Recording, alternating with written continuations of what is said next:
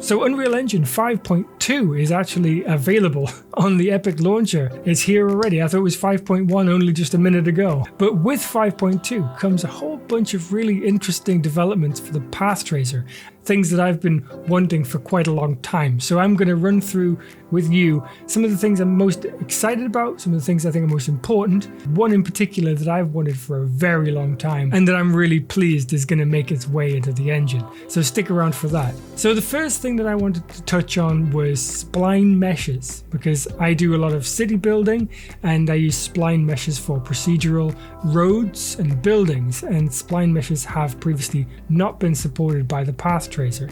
So you'd switch over to path tracer and all of your spline meshes would just disappear. Super useful, but now they will stay, which is excellent. And it means I won't have to then merge meshes or bake them in the engine. Now the second one, which is a really big deal actually, and I made a whole video about this previously, and that is specular scale on lights now being supported by path tracer, which means you won't get any weird orbs, artifacts, things showing up in reflections that you just don't want there. And you can build now without worrying about any of that stuff showing up, because you can turn your specular scale to 0 and that will be read by path tracer. So to render without those, you'd want to use something like Lumen or even something third party like Octane, which can do that, but now the path tracer in Unreal can do that. So another thing that's mentioned on the roadmap is some basic AOVs, some lighting passes that will be added to the path tracer, and I'm assuming those will be accessed via movie render queue. It doesn't give you a lot of information, so I'm going to keep my ear to the ground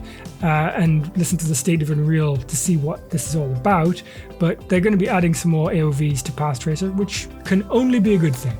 And finally, a really important one.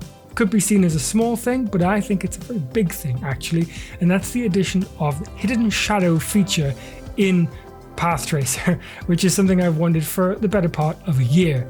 So according to the roadmap, it actually just says the ability to make objects invisible to camera rays but not GI or shadows. To me that says hidden shadow. It means we can add shadow objects to our 2D keyed actors, and that's really useful because it gives that extra 3-dimensionality to what is essentially a 2D plane.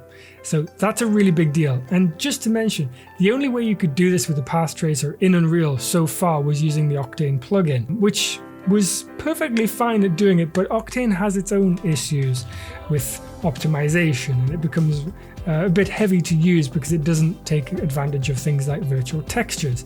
So it's not an ideal solution, and it's not a native solution. But now I'm starting to shift in favor of the native path tracer over a third-party plugin like Octane, because these things that I've just listed clear up a lot of the issues that I've had with the path tracer to date. So I'm really excited to see what happens. I am downloading 5.2 right now, so I'm looking forward to testing it out and showing off some of these features in the future video. So stay tuned and I'll see you then.